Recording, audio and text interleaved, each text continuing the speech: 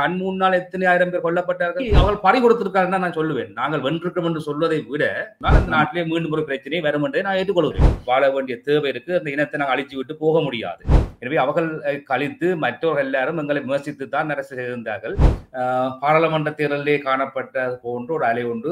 வணக்கம் அன்பான உறவுகளே, உங்களோடு இணைவதில் மன மகிழ்ச்சி. இன்றைய நிகழ்ச்சியில் இணைந்து கொள்வர் மதிப்புக்குரிய நாடாளுமன்ற உறுப்பினர் ரஜீவன் ஜெயச்சந்திரமூர்த்தி அவர்கள். வணக்கம். வணக்கம்.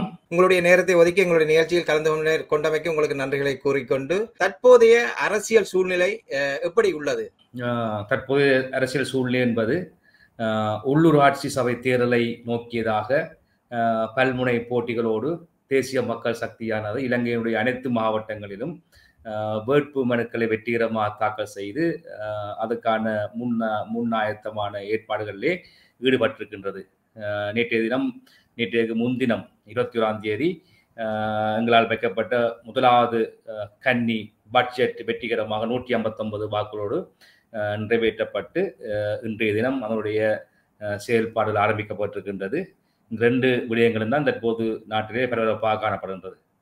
உள்ளூராட்சி மன்ற தேர்தலில் கடந்த காலங்களில் மொட்டுக்கட்சி பொதுஜன பெரமுன 340 தொகுதிகளில் 239 தொகுதிகளை பெற்று பெரும் வெற்றியை பெற்றது.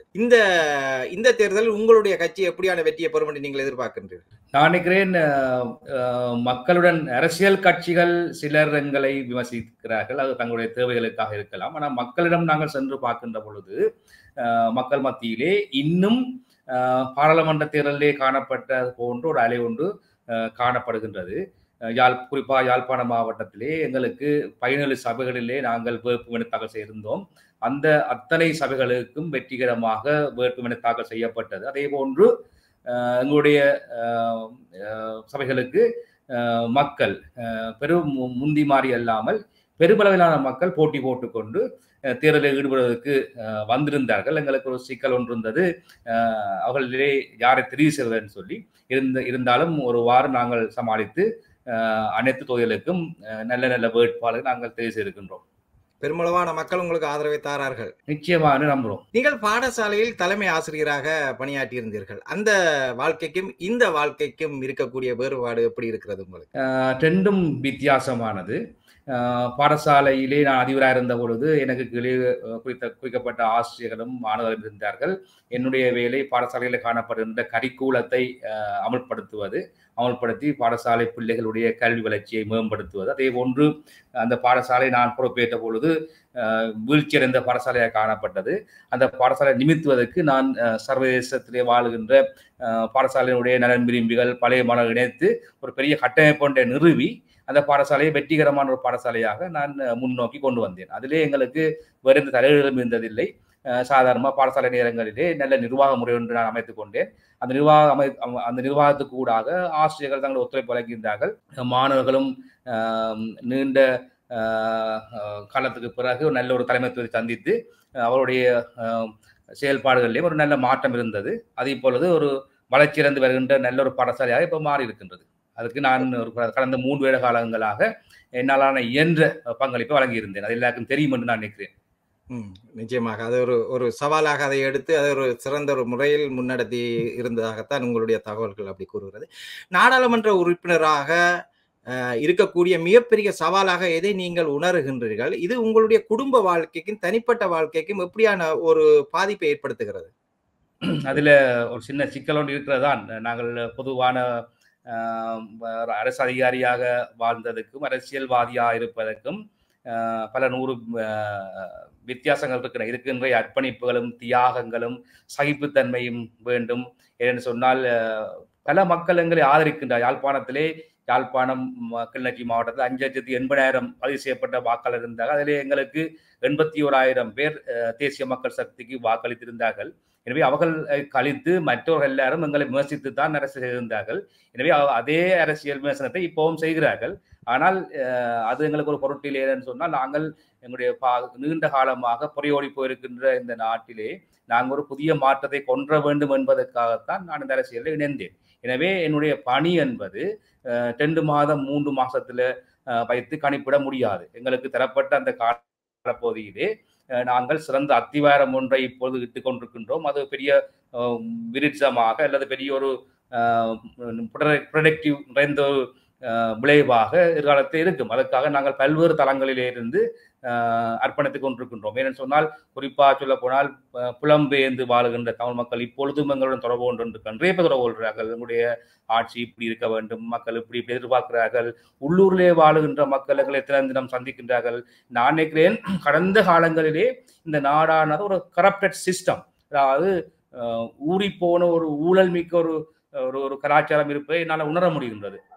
கிட்டத்தட்ட எல்லா இடங்களிலுமே அது பிரச்சனை இருக்கின்ற அரச காணி வழங்குறதுல பிரச்சனை இருந்தது, கல்வி முறைகளிலே, இடமாற்ற கொள்கையிலே பிரச்சனை இருக்கின்றது, வேலை வாய்ப்புகளிலே பிரச்சனை இருந்தது, சாதாரணமான வெவ்வேறு பல்வேறு தளங்களில் அந்த பிரச்சனைகள் இருக்கின்றது. அது எங்கள் அரசாங்கத்தால் ஏற்படுத்தப்பட்ட அந்த பிரச்சனைகள் அல்ல, கடந்த கால அரசாங்கத்தால் ஏற்படுத்தப்பட்ட அந்த தவறுகள் அது இப்பொழுதும் எதிரொலிக்கின்றது. அதுக்கு நாங்கள் எங்களுக்குள்ள போராட்டம் என்றது என்னன்னு சொன்னால், நாங்கள் இந்த மக்களுக்கான புதிய கொள்கைகளை வகுத்து சட்டங்களை வகுத்து கொண்டு முன்னோக்கி செல்வதா, அல்லது இப்படியான பொடியோடி போன பிரச்சனைகளுக்கு தீர்வு காணதா என்பதுதான் பிரச்சனை. நான் இந்த அரசியலுக்கு வந்து 4 மாசம் ஆயிருக்கின்றது. அதுக்குள்ளே வந்த கடிதங்களிலே 300 கடிதங்களுக்கு கிட்ட இடமாற்றம் சம்பந்தமான விடயங்கள் இருக்கின்றன. அதே போன்று காணி பிணக்குகள் இருக்கின்றது. அநேகமான விடயங்கள் கோயில்கள் இருக்கிற பிரச்சனைகளை கொண்டு வருகின்றார்கள். கோயிலே நிறைய பிரச்சனைகள் இருக்கின்றது. அப்ப நாங்கள் என்ன போலீஸ்காரர் மாதிரி வேலை செய்வதா, அல்லது இடமாற்றங்களை பெற்றுக் கொடுக்கிறதுக்கு பாடுபடுவதா, அல்லது மக்களின் நலனை நோக்கி நீண்ட கால திட்டங்களை வகுப்பதா என்ற ஒரு பாரிய போராட்டம் ஒன்று காணப்படுகின்றது. இருந்த போதும் பல்வேறு தரப்பையும் நான் சந்திச்சு நீண்ட கால நிலைத்திருக்கக்கூடிய திட்டங்களை வகுத்து கொண்டும் இருக்கின்றோம். அதே போன்று மக்களுக்கு காணப்படுகின்ற பிரச்சனைகளையும் தீர்த்து கொண்டு இருக்கின்றோம். அதில் நாங்கள் பல வெற்றிகளையும் கண்டு வருகின்றோம்.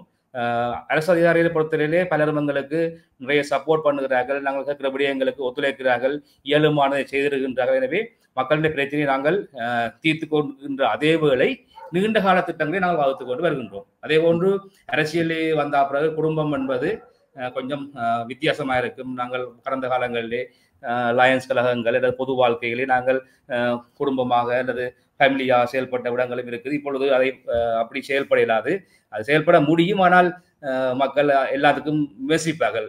அந்த விமர்சனம் வந்து நாங்கள் எடுத்துக்கொள்வதில்லை. இருந்தாலும் நின்றவர்கள் போனவர்கள் எல்லாம் சில எந்த விடயங்களையும் தெரியாமல் விமர்சிக்கிறார்கள். உதாரணத்துக்கு இதுலதான் அந்த ஒரு கேள்வி, நீங்கள் அதிபராக இருக்கும் காலத்தில் எந்த இடத்துக்கு போனாலும் ஒரு ஒரு நல்ல ஒரு மரியாதை உண்டு, நிச்சயமா இருக்கும். ஆனால் நாடாளுமன்ற உறுப்பினராக இருக்கும் போது நிச்சயமாக அந்த மரியாதை இருக்கும். ஆனால் சிலரால் பல விமர்சனங்களும் வைக்க முடியும். இதை உங்கள் குடும்பம் சார்ந்தவர்கள் பார்க்கும்போது கொஞ்சம் மனக்கவலை அடையக்கூடிய வாய்ப்புகளும் இருக்குதானே, இல்லையா?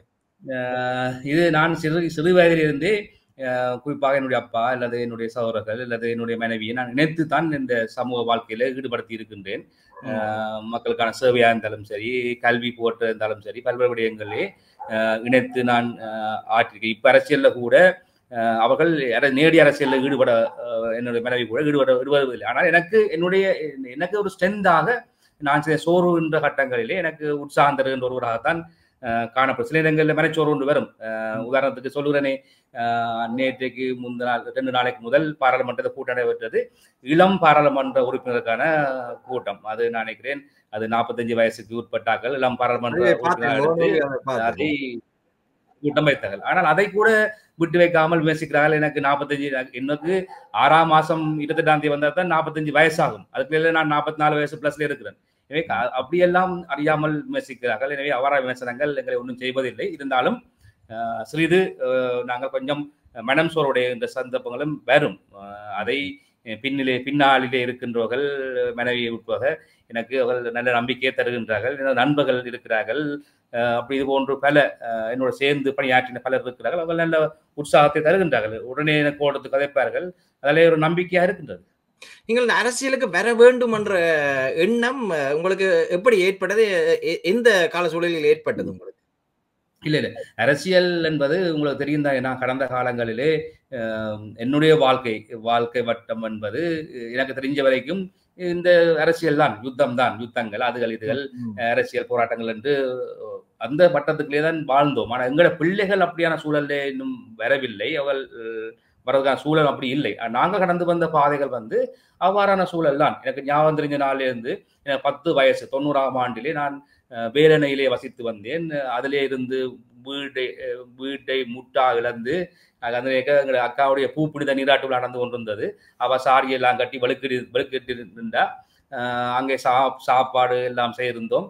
ஊராத்திரையிலிருந்து ஆமி வருவதாக சொன்னார்கள். அப்படியே விட்டுட்டு புங்குடுதீவுக்கு போய் அதிலிருந்து இடம்பெயர்ந்து கடைசி 2009 முள்ளிவாய்க்கால் வரைக்கும் சென்று கடைசி அகதியா வந்து இப்ப இருக்கிறோம். அந்த காலம் தொடக்கம் அரசியல் தான், எல்லா அரசியல் தான். எனவே அரசியல் என்பது வாழ்க்கையில சாதாரண விடயமா தான் இருந்தது. வாழ்க்கையோடைய இணைந்து வந்ததான ஒரு விடயமாகவே இருக்கிறது அரசியல். உங்களை தமிழர்கள் ஒரு தேசிய கட்சியின் சிங்கள கட்சியின் ஆதரவாளராக பார்ப்பதை நீங்கள் விரும்புகின்றீர்களா, அல்லது தமிழர்களின் பிரதிநிதியாக உங்களை பார்க்க வேண்டும் என்று நீங்கள் விரும்புகின்றீர்களா? ரெண்டு வித்தியாசம் இருக்கு. என்னென்றால் நாங்கள் உலக காலமும் மகிந்த அரசாங்கத்தோடையோ அல்லது ரணில் அரசாங்கத்தோடையோ அல்லது வேறு எந்த அரசாங்கத்தோடையும் சேர்ந்தது கிடையாது.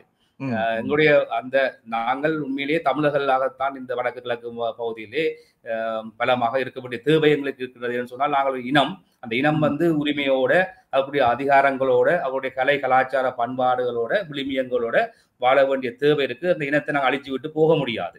அந்த அரசாங்கத்தின் இந்த தேசிய மக்கள் சக்தியினுடைய கொள்கையும் அதைத்தான் சொல்லுகின்றது. என்னன்னு சொன்னால், இந்த நாட்டிலே வாழ்கின்ற எந்த குடிகளும் தங்கள் சொந்த பிரதேசங்களிலே சொந்த மொழியை பேசிக்கொண்டு சுயாதீனமாக வாழக்கூடிய அந்த ஆற்றலை அந்த தேவையை நான் வளர்க்க வேண்டிய கடப்பாடு அரசாங்கத்தில் இருக்கிறது. அதன் காரணமாக தான் புதிய அரசியல் யாப்பிலே இந்த இனவாதம் மதவாதத்தை இல்லாது ஒழித்து அனைத்து மக்களும் அந்தந்த பிரதேசங்களிலே உரிமையோடு வாழுகின்ற சூழல் உருவாக்குகின்ற அரசாங்கமாகத்தான் இதை நாங்கள் இனங்கண்டு அந்த அரசாங்கத்தை நான் இருந்து வருகின்றேன். எனவே நிச்சயமாக சொல்லலாம், இந்த எங்களுடைய தமிழ் மக்களுடைய உரிமைகள் காக்கப்பட்டு அவர்களுக்கு உரித்தான அந்த உரிமைகளோடு வாழ்றதுக்கான சூழலை நாங்கள் அமைக்க வேண்டும். இன்று இந்த தமிழர்களுடைய பொருளாதார முன்னேற்றத்தில் நீங்கள் முன்னெடுக்க வேண்டும் என்று நீங்கள் நினைக்கக்கூடிய விடயங்கள் என்னவாக இருக்கு? குறிப்பாக என்னுடைய 2 விடயங்களாக நான் அணுக வேண்டும். ஒன்று எங்களுடைய தேசிய சமூக ரீதியான அபிவிருத்தி, பொருளாதார அபிவிருத்தி நாங்கள் கருத்தில் கொள்ள வேண்டும். அடுத்தது தேசிய பிரச்சனைக்காக தீர்வு காண வேண்டும். இந்த தேசிய பிரச்சனைக்கான தீர்வு காணும் விஷயத்தை அரசாங்கம் ஏற்கனவே கொள்கையின்படி சொல்லியிருக்கின்றது.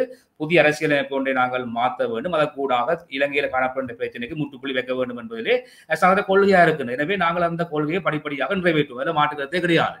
அப்படி ஒரு கட்டம் இல்லைன்னு சொன்னால் அந்த நாட்டிலே மீண்டும் ஒரு பிரச்சனை வரும் என்றே நான் ஏற்றுக்கொள்கிறேன். எனவே அரசாங்கத்தினுடைய பணி இந்த மக்கள், இலங்கையிலே வாழ்கின்ற அனைத்து மக்களும் இன மத எந்த விதமான பேதமற்று அவருடைய உரிமையோடு வாழ வேண்டும் என்பதற்கு அரசாங்கம் வேலையை செய்யும். அதே போன்று நாங்கள் பொருளாதார ரீதியாக இந்த நாட்டுங்கிற மக்கள் நீண்ட காலமாக யுத்தங்கள், வன்முறைகள், காணாமாக்கப்பட்டது போன்ற பிரச்சனைகளால பலர் புலம்பெயர்ந்தும் பலர் இங்கே அகதிகளாகவும் வாழ்ந்து இப்பவும் வருகின்றார்கள். அவர்களுடைய வேதனையோடு தான் வாழ்ந்து வருகின்றார்கள். எனவே அவருடைய வாழ்க்கை முறையை நாங்கள் நல்ல விதத்திலே கொண்டு நாங்கள் திட்டங்களை வகுக்க வேண்டும். குறிப்பாக சொல்லப்போனால் வட மாகாணத்திலே என்னுடைய கொள்கையை பொறுத்தவரையிலே இப்ப கல்வித்துறையை மேம்படுத்துவது என்பது அது கொள்கை ரீதியானது. கொள்கை ரீதியான்னு சொன்னால் பாடசாலை கல்வி திட்டங்களை மாற்றுவது, பிள்ளைகளுடைய பரீட்சை முறைகளை மாற்றுவது சம்பந்தமாக கல்வி அமைச்சு தீவிரமான பணியிலே இருக்கின்றது. ஆனால் நாங்கள் என்ன சொல்கிறேன்னு சொன்னால், எங்களுடைய பிரதேசத்திலே புதிய திட்டங்களை கொண்டு வேண்டும். அதாவது அந்த பிரதேசத்திலே வாழுகின்ற மக்களுக்கு நல்ல வேலை வாய்ப்புகளை வழங்கக்கூடிய தொழில் திட்டங்களை உருவாக்க வேண்டும். உல்லாச யாழ்ப்பாணம், கிளிநொச்சி, பூனேரி பிரதேசங்கள் போன்ற பிரதேசங்கள், இலங்கை என்ற யாழ்ப்பாணத்துடைய தீவு பகுதிகள், குறிப்பாக நெடுந்தீவு, நெடுந்தீவு போன்ற பகுதிகள், மண்டதீவு போன்ற பகுதிகள், வடமராட்சி கிழக்கு போன்ற பகுதிகளிலே நல்ல உல்லாச பிரயாணிகளை கவரக்கூடிய வாய்ப்புகள் இருக்கின்றன. எனவே உல்லாச பிரயாணிகளை கூடுதலாக கவர்ந்தெடுத்து அந்த எங்களுடைய பிரதேசத்தில் காணப்படுகின்ற உற்பத்திகளை சந்தைப்படுத்துகின்ற இடமாகவும், உள்ளூர் உற்பத்தியாளர்களை ஊக்குவித்து அவருடைய பொருட்களை வெளிநாடுகளுக்கு ஏற்றுமதி செய்கின்ற ஒரு துறை சார்ந்த ஏற்றுமதி சார்ந்த தொழிலை உருவாக்குவதும், மேலும் பல தொழில்பேட்டைகளை வடக்கிலே உருவாக்கி அந்த மக்களுக்கான வேலை வாய்ப்பை கொடுக்க வேண்டும் என்பதை நான் கூறியார்கள். எனவே முக்கியமாக பொருளாதார ரீதியாக வடக்கு மாகாணத்தை நாங்கள் தேசிய பொருளாதாரத்துக்கு பங்களிப்பு செய்யக்கூடியவர்களாக இந்த மாகாணத்தை மாற்றவும் அதனுடைய வாய்ப்புகளும் வளங்களும் இந்த மண்ணிலே காணப்பட ஏன்னா இனங்கண்டு சரியான ப்ரொபோசலோடு நாங்கள் அதை முன்வைக்கின்ற பொழுது நிச்சயமாக அதை வெற்றி காண முடியும் என்று நம்புகிறேன். அவ்வாறு இருந்தால்தான் எங்களோட மக்கள் இந்த நாட்டிலேருந்து வேலை வாய்ப்புகளை தேடி வெளிநாடுகளுக்கோ அல்லது செல்ல வேண்டியிருக்காத சூழ்நிலை ஒன்று ஏற்படும். அதை நான் திட்டமிட்டு கவனமாக கையாள வேண்டும். என்று சொன்னால் பல விடயங்களுக்கு இந்த நாட்டிலே குறிப்பாக வடமாநிலத்திலே காணப்படுகின்ற விடயங்களுக்கு வெளிநாட்டிலே கிராக்கி இருக்கின்றது. எனவே அந்த அப்படியான விடயங்களை இனங்கண்டு நாங்கள் அதை இன்னும் ஊக்கப்படுத்தி மக்களை அதை வளர்த்திருக்க வேண்டும். அதில் பாரிய சிறு கைத்தொழில் உற்பத்தியாளர்கள், எங்களுடைய பாரம்பரிய உற்பத்தி செய்வர்கள் பல்வேறு நிதி ரீதியாக உற்பத்தியை சந்தைப்படுத்த முடியாத நிலைமைகள் காணப்படுகின்றது. அவர்களை நாங்கள் ஒன்றிணைத்து ஒரு நல்ல திட்டங்களை முன்வைக்க வேண்டிய தேவை இருக்கின்றது. அதுக்காகத்தான் நாங்கள் எல்லாரையும் இணைஞ்சு வேலை செய்து கொண்டிருக்கின்றோம். அது நிச்சயமான நல்ல மாற்றம் பெறும். நிச்சயமாக பொருளாதாரத்தில் எங்களுடைய மக்களை முன்னேற்ற வேண்டும் என்பது மிகப்பெரிய ஒரு கடமையாக இருக்கிறது. அந்த பொருளாதாரத்தையும் தாண்டி எங்களுக்கு ஒரு இனரீதியான ஒரு உரிமை பிரச்சனையும் ஒன்று இருக்கு என்றதையும் நீங்கள் உணர்கின்றீர்கள். உங்களுடைய பேச்சில் அதை உணரக்கூடியதாக இருக்கிறது. அப்படி என்றால் தமிழர்கள் ஏனென்று சொன்னால் நான் கடந்து வந்த பாதை அதுதான். இதுக்காகத்தான் நாங்கள் இதில் சுத்தி இருந்த எத்தனை ஆயிரம் யுத்தங்களை நான் பார்த்திருக்கிறோம். எத்தனை ஆயிரம் விமான குண்டு வீச்சுகள், செல்லடிகள், பங்கர், இடப்பெயர்வுகள். என்ன நான் நினைக்கிறேன் 6ஆம் ஆண்டு முதல் பள்ளிக்கூடம் சென்ட் பேட்ரிக்ஸ் காலேஜுக்கு வேலையிலிருந்து போகின்ற பொழுது படகுலே வந்து கொண்டிருந்தேன். படகுலே வந்திருந்த பொழுது ஒரு வந்த ஹெலிகாப்டர் ஒன்று எங்கள் மீது தாக்கலை நடாத்தியது. நல்லாலும் அதை தப்பிவிட்டோம். ஆனால் அந்த சம்பவங்கள்ல இருந்து 2009ஆம் ஆண்டு கண் முன்னால் எத்தனை ஆயிரம் பேர் கொல்லப்பட்டார்கள். எனவே இதெல்லாம் எங்களோட என்னத்துக்காக நடந்ததுன்னு சொன்னால் உண்மையிலே அது தெற்கா இருந்தாலும் சரி, வடக்கா இருந்தாலும் சரி, நாங்கள் நிறைய இதுக்கு விலை கொடுத்துட்டோம். நிறைய உயிர்களை கொடுத்திருக்கின்றோம். நிறைய இந்த இலங்கை ஒரு மிக மோசமான ஒரு வங்குரோத்தான நிலை போனதுக்கு காரணமாகவும் இந்த யுத்தங்கள்லாம் காணப்பட்டது. இவ்வளவு கோடிக்கணக்கான மில்லியன் கணக்கான காசுகள் இந்த யுத்தத்துக்காக செலவு செய்யப்பட்டது. அந்த பணம் இப்பொழுதும் கடனாக கட்ட வேண்டிய சூழல் காணப்படுகின்றது. எனவே இந்த நாட்டிலே மீண்டும் ஒரு யுத்தம், மீண்டும் ஒரு வன்முறை அல்லது மீண்டும் ஒரு மக்களுக்கு பிணக்கள் ஏற்படாமல் பாதுகாப்பது எங்களுக்குரிய கடமை. அது எங்களுடைய இளம் சமூகத்துக்கு கொடுக்கிற கடமை. அதுக்காக நாங்கள் அர்ப்பணிப்போடு செயலாற்ற வேண்டும் என்று நான் குறியா இருக்கின்றேன். நிச்சயமாக. அப்ப உங்களுடைய இந்த அரசாங்கத்தின் நடவடிக்கைகள் மீது மக்களுடைய எதிர்பார்ப்பு பூர்த்தி செய்யப்படுகிறது என்று நீங்க நினைக்கின்றீர்களா? நிச்சயமாக. ஏனென்று சொன்னால் சும்மா நோமலா நீங்கள் முகநூல்ல, டிக்டாக்ல, சமூக வலைத்தளங்களிலே போகின்ற பொழுது சிலர் விமர்சிக்கிறார்கள். விமர்சனங்களை செய்வதில் யாருன்னு சொன்னால் உங்களுக்கு தெரியும், ஒரு கட்டத்திலே யாழ்ப்பாண மாவட்டம் 6 எம்பிகளை கொண்டிருந்தது இந்த முறை.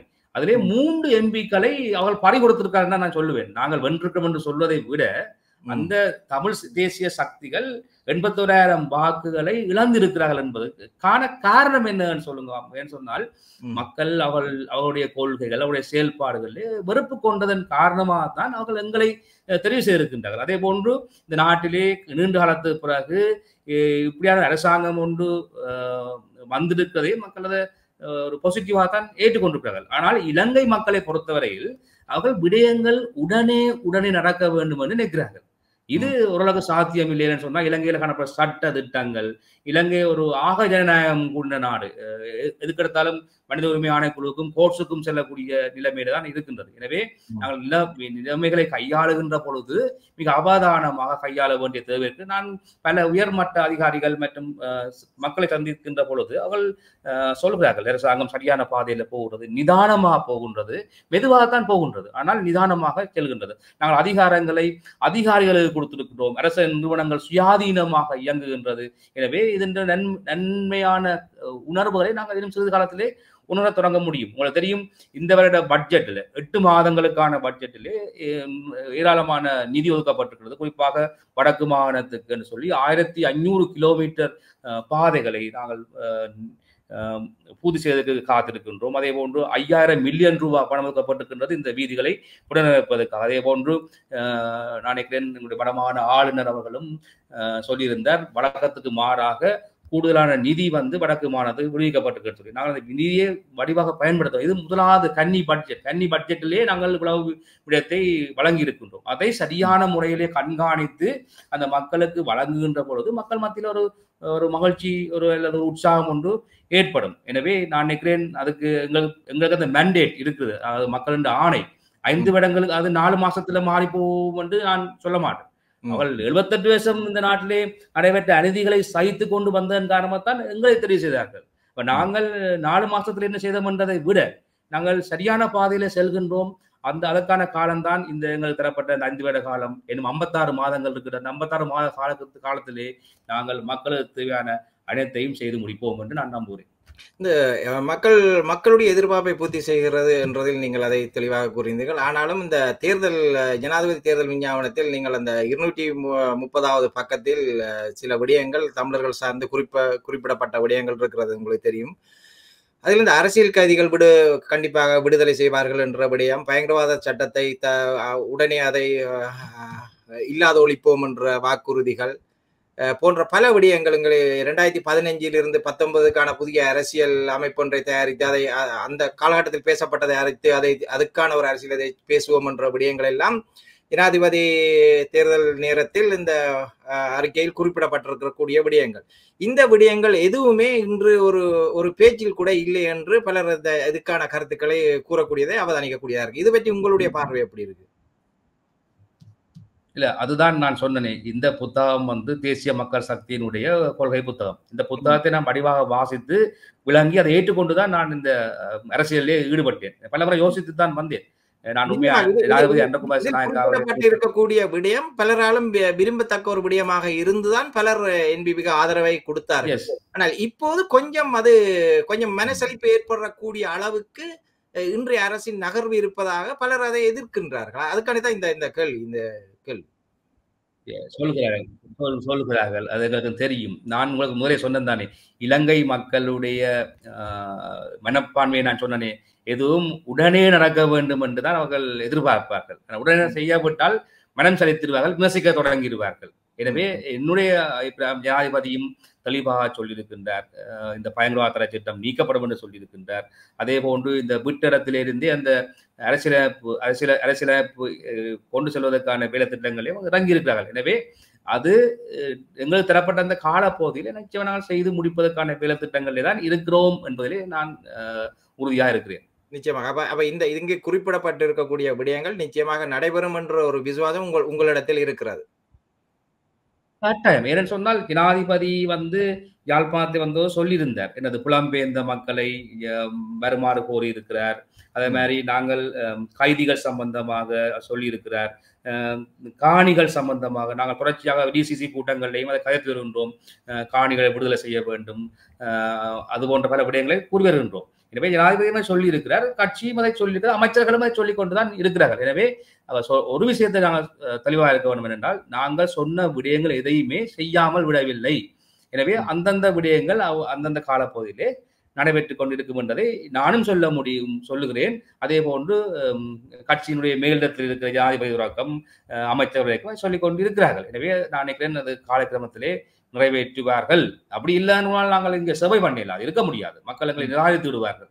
எனவே அதை நாங்கள் உறுதியா இருக்கின்றோம். நாங்கள் அதை சொல்லித்தானே வந்தோம். கண்டிப்பா மக்களுடைய மேண்டேட்டை பெற்று தான் நான் வந்தோம். இந்த ஆயுத போராட்ட காலத்திற்கு முந்தி இருந்த அரசியலை பற்றி உங்களுடைய பார்வை எப்படியாக இருக்கிறது? முதல்ல தந்தை செல்வாவாக இருக்கட்டும், ஜிஜி பொன்னம்பலமாக. நான் பிறந்தது 80ஆம் ஆண்டு தான் பிறந்தேன். எனக்கு நினைவிருந்த நாள் 87, 85, 86ஆம் ஆண்டு காலப்பகுதி தான். அந்த காலப்பகுதியிலே பல இயக்கங்கள் காணப்பட்ட காலப்பகுதியில் எனக்கு 85, 86ஆம் ஆண்டு காலப்பகுதியிலே எனக்கு சிறு வயதிலே நான் இருந்த பொழுது எனக்கு ஒரு சம்பவம் ஒன்று நிகழ்ந்தது. அது எப்படின்னு சொன்னால், ஒரு இயக்கம், நான் அந்த இயக்கத்தின் பேரை சொல்ல விரும்பவில்லை, மாட்டு இயக்கம் ஒன்று சொல்லி அவர்கள் எங்களுடைய வேலனை பகுதியிலே ஒரு களவெடுத்து தகப்பனும் மகனும் களவெடுத்திருந்தார்கள். அவர்கள் களவெடுத்த பெரிய விஷயம் ஒன்றும் இல்லை, சாப்பாட்டுக்கு தான் களவெடுத்து நான் நினைக்கிறேன். அவர்களுக்கு தண்டனை வழங்கப்பட்டது. அதை நான் சிறிய வரையே நேரடியாக பார்த்தேன். வேலைவாங்கு கம்பிகளாலே அவர்களுக்கு அடித்து தகப்பனையும் மகனையும் அடித்தார்கள். அப்போதான் எனக்கு தெரியும் இந்த மூளை வெள்ளை நிறமா இருக்கும்னு சொல்லி 7 வயசுல நான் கற்றுக்கொண்டேன். அடித்து மூளை வெளியே வந்திருந்தது. அப்படி எங்க ஆக்களுக்கு முன்னாலே பல சித்திரலை செய்து கடைசியா அவளை துவக்கின்ற ரவை கூடு முடியும் வரைக்கும் சுட்டார். அவருடைய பிஞ்சு போனது. அப்படியான வன்முறைகளை பார்த்து வளர்ந்தவன் நான். ஒரு இயக்கம் இல்லை, நான் கிட்டத்தட்ட 30க்கு மேற்பட்ட இயக்கங்கள் யாழ்ப்பாணத்திலே.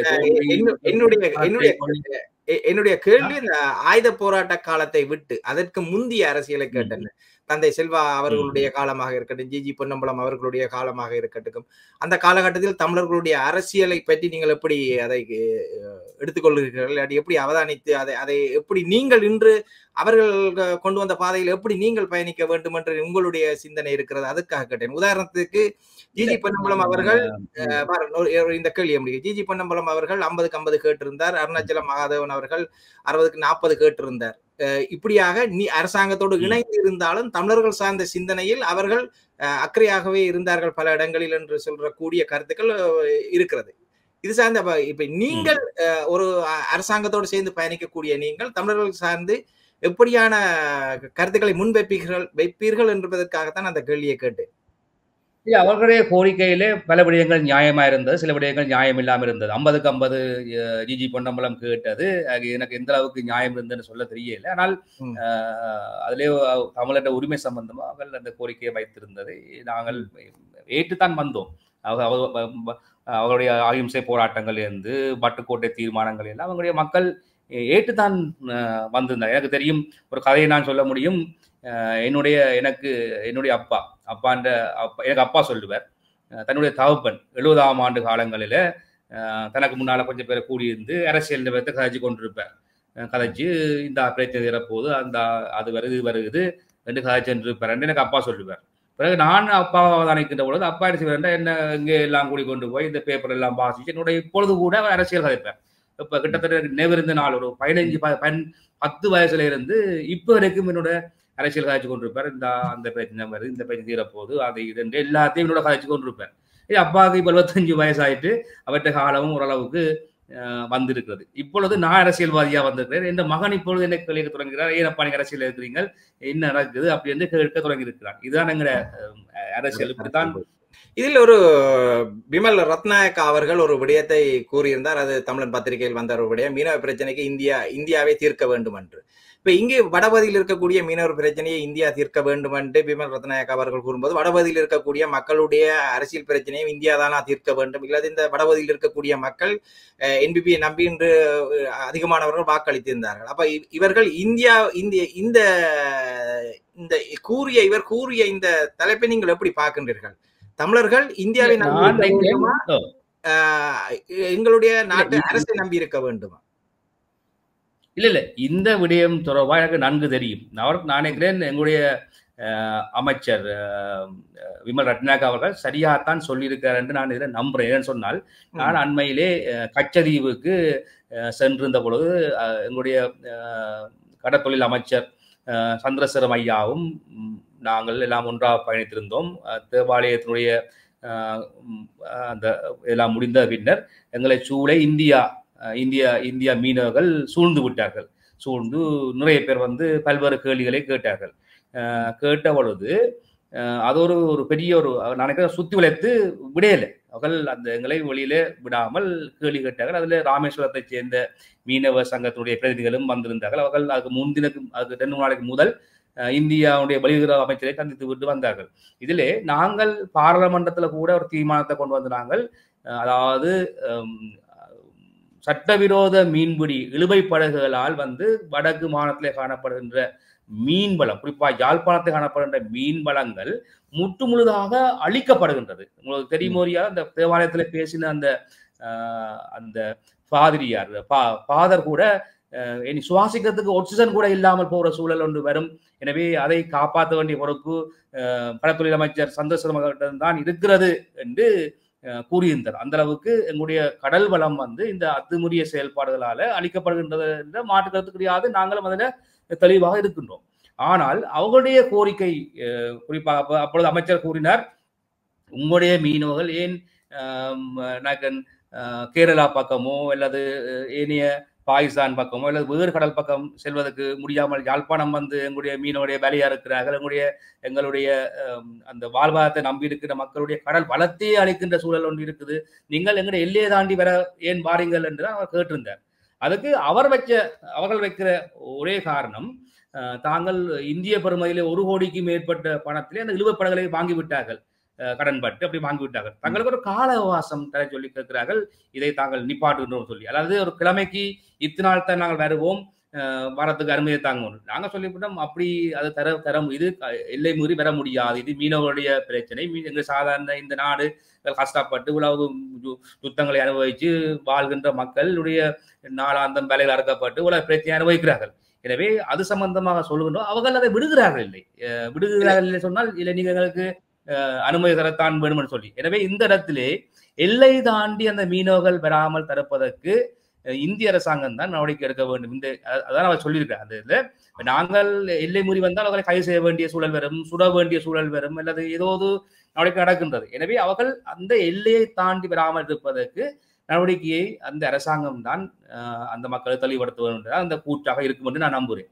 அதே போல இன்னொரு கேள்வி ஒன்று இப்ப போய் கொண்டிருக்கக்கூடிய ஒரு விடயம் உண்டு. தையிட்டி விகாரையில் சட்டவிரோத கட்டடம் இன்னொரு கட்டடம் கட்டப்பட்டதாக கூறப்படுகிறது. இதை நீங்கள் எப்படி பார்க்கின்றீர்கள்? இன்று ஊடகங்களில் வந்த செய்தி நீங்கள் அதை பார்த்திருப்பீர்கள். இதை எப்படி பார்க்கின்றீர்கள்?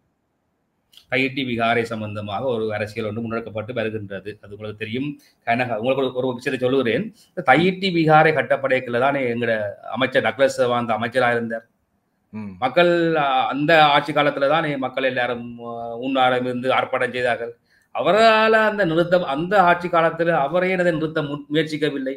இப்பொழுது ஆட்சி இழந்து போட்டு என்னத்துக்காக போய் அந்த மக்களோட போய் தானும் மாறவன்னு சொல்லி போய் நிற்கிறார். எனவே இவருடைய அந்த எண்ணம் அரசியல் ரீதியான ஒரு பின்னணி ஒன்று இருக்கிறது. அது வேற விஷயம் இருக்கட்டும். ஆனால் தையிட்டி விகாரை விஷயம் எங்களுடைய ஆட்சி காலத்திலே அது கட்டப்பட்டது கிடையாது. நாங்கள் புதிதாக ஒரு தற்போது அந்த இன்று தொடர்ந்து அதுக்கான போராட்டங்களை செய்து கொண்டு வாரார்கள். தமிழ் தேசிய மக்கள் முன்னணியினர் தான் அதுக்கு தொடர்ந்து போராட்டம் செய்து கொண்டு வாரார்கள். தற்போது புதிதாக ஒரு கட்டிடம் ஒன்று கட்டி திறக்கப்பட்டிருக்கிறது. அதுதான் இப்போது போய்கொண்டிருக்கக்கூடிய நேற்றைய தினம் தான் அதை கேள்விப்பட்டேன். அது அந்த கட்டிடம் எப்போது கட்டினார்கள் என்ற விடயங்கள் இன்னும் எனக்கு தெரிய வரவில்லை. உண்மையிலே அது நான் நினைக்கிறேன் அதை அறிய வேண்டும். அது முதலே கட்டி இருந்தார்களா அல்லது இந்த ஆட்சி காலத்திலே தான் கட்டினார்களா என்ற விடயம் உண்மையிலே அது தெரியவில்லை. நான் அறிந்துதான் அதுக்கு பார்க்க வேண்டும். இருந்தாலும் இந்த பிரச்சனைக்கு சுமூகமாக தீர்வு காணுவதற்காக ஜனாதிபதி ஒரு முயற்சியை மேற்கொண்டிருக்கிறார். அவர் புத்த சாசன மத கலாச்சார அமைச்சர் 23ஆம் தேதி யாழ்ப்பாணம் வருவதாக இருந்தது. தற்காலிகமாக அது நிறுத்தப்பட்டது என்று தெரியவில்லை. எனவே அந்த விடயங்கள் சம்பந்தமா அந்த மக்களோட கதைத்து ஒரு சரியான தீர்வு ஒன்றை கொடுப்பதற்கு நாங்கள் இது என்னன்னு சொன்னால் இது ஒரு பாரிய பிரச்சனை. 2 இனங்களுக்கு இடையே 2 மதங்களுக்கு இடையே ஒரு பிரச்சனை ஏற்படுத்தக்கூடிய வாய்ப்பை ஏற்படுத்துவதற்காக அவர்கள் பார்த்து கொண்டிருக்கிறார்கள். அது அவர்கள் விளங்கணும் யாருன்னு சொல்லி. இது அந்த மக்களுக்கு இடையிலே ஒரு முருகலை அல்லது ஒரு இனம் மோதலை மத மோதலை ஏற்படுத்துவதற்கான ஒரு வாய்ப்பாக பயன்படுத்துவதற்கான சூழலும் இருக்கு. இதை நாங்கள் கவனமாக கையாள வேண்டிய சூழல் இருக்கு. ஏன்னு சொன்னால் இதை நாங்கள் உருவாக்கவில்லை. நாங்கள் இந்த அரசாங்கம் கட்டவில்லை, இந்த அரசாங்கம் இல்லை. எனவே இதுக்கான சரியான தீர்வை ஒன்றை ஜனாதிபதி முன்வைப்பார் என்று நான் நம்புகிறேன். நிச்சயமாக. சரி, இறுதியாக உங்களிடத்தில் ஒரு கேள்வி. இந்தியாவில் இருக்கக்கூடிய அகதிகளை நாடு திரும்ப வேண்டும் என்று ஆளுநர் அவர்கள் கூறியிருக்கின்றார். இந்த இந்தியாவில் எங்களுடைய மக்கள் இன்றும் பெரும் கஷ்டத்துக்கு மத்தியில் தான் வாழ்ந்து கொண்டிருக்கின்றார்கள். 40-50 ஆண்டுகளாக போகின்றது. பெரும் கஷ்டத்துக்கு மத்தியில் வாழ்ந்து கொண்டிருக்கிறார்கள். அவர்களை நாடு திரும்பி அவர்களுக்கான ஒரு சிறந்த ஒரு வாழ்க்கையை ஏற்படுத்தி கொடுக்கக்கூடிய ஒரு சூழல் உங்கள் அரசாங்கத்திடம் இருக்கிறதா? இல்ல, ஏன்னு சொன்னால் உங்களுக்கு தெரியும், இந்த சம்பந்தமாக எங்களுடைய கடற்தொழில் அமைச்சர் சந்திரசேகர் அவர்கள் கூட அவர் முந்தி பாராளுமன்ற உறுப்பினர் இருந்த பொழுது குழுக்களின் பிரதி தலைவர் இருந்தவர். அப்பொழுது கூட இந்த இந்திய மீது அழைத்துவதற்காக ஒரு சட்டம் ஒன்றை அவர் பாராளுமன்றத்தை கொண்டு வந்திருந்தார். அதுவே இந்த காலப்போக்கில் இல்லாமல் போய்விட்டது. ஆனால் உண்மையிலேயே அந்த இலங்கை வாழ் மக்கள் இந்தியாவிலிருந்து வரத்தான் வேணும். வந்தால் நல்ல விடயம், நல்ல வாழ்க்கை முறையை ஒன்றை நாங்கள் ஏற்படுத்தி கொடுக்க வேண்டும். ஆனால் இது ஒரு நிச்சயமாக அவர்கள் இங்கே வருகின்ற பொழுது அவர்கள் நாங்கள் பல்வேறு வசதி வாய்ப்புகளை நாங்கள் செய்து கொடுக்க வேண்டும். குறிப்பாக காணி, வீடு, அதுக்கான வேலை வாய்ப்புகள், பாடசாலைகள், பொருளாதாரம் என பல விடயங்களை நாங்கள் அதை செய்து கொடுக்க வேண்டும். ஆனால் அதிலே உறுதியாக்குவோம் அந்த மக்கள் இங்கே வர வேண்டும். எனவே இந்த விடயம் ஆளுநர் கதைத்தது நல்ல விடயமாகத்தான் இருக்கின்றது. எனவே நாங்கள் எதிர்வரும் நாட்களிலே அந்த விடயம் சம்பந்தமாக நாங்கள் அரசாங்கத்தோடு கதைத்து எவ்வாறான வேலை திட்டங்களை முன்னெடுப்பதற்கூடாக அவர்களை இங்கே கொண்டு வர முடியும் என்பதை நாங்கள் சிறந்த முறையிலே கலந்துரையாடலை மேற்கொண்டு அதை கொண்டு வரும். நல்ல விடயம். கட்டாயம் எங்களுடைய மக்கள் அவர்களை நாங்கள் இங்கே கொண்டு வர வேண்டிய தேவை எங்களுக்கு நிச்சயமா இருக்குது. அதை நான் செய்வோம். நன்றி. இவ்வளவு நேரம் உங்களுடைய நேரத்தை தந்து இந்த நிகழ்ச்சியை கலந்து கொண்டமைக்கு நன்றி. மேலதிகமாக நீங்கள் ஏதாவது கூற விரும்பினால் கூறிக்கொண்டு இந்த நிகழ்ச்சியை நிறைவு செய்யலாம். நான் நினைக்கிறேன் ஓரளவுக்கு சமகால நிகழ்வுகளை பற்றி நான் கதைக்கூடிய மாதிரி இருந்தது. கூடகாய்த்தாலும் வாசகர்கள் அதை பார்க்க மாட்டார்கள். நியாயமான கேள்விகள் கேட்டுக்கிறீர்கள். அதுக்கு என்னாலான ஏழுமான தர்ம சங்கத்தில் எங்களை ஆழ்த்தாமல் சில கேள்விகளை கேட்டுக்கிறீர்கள். சில கேள்விகளுக்கு உண்மையிலே பதிலளிக்க முடியாது. அப்படியான கேள்விகளை தவிர்த்து நீங்கள் நியாயபூர்வமாக கேள்வி கேட்டிருக்கிறீர்கள். நான் இந்த பேட்டியை நான் விரும்புகிறேன். நன்றி உங்களுடைய இந்த நேர்காணலுக்கு. நன்றி.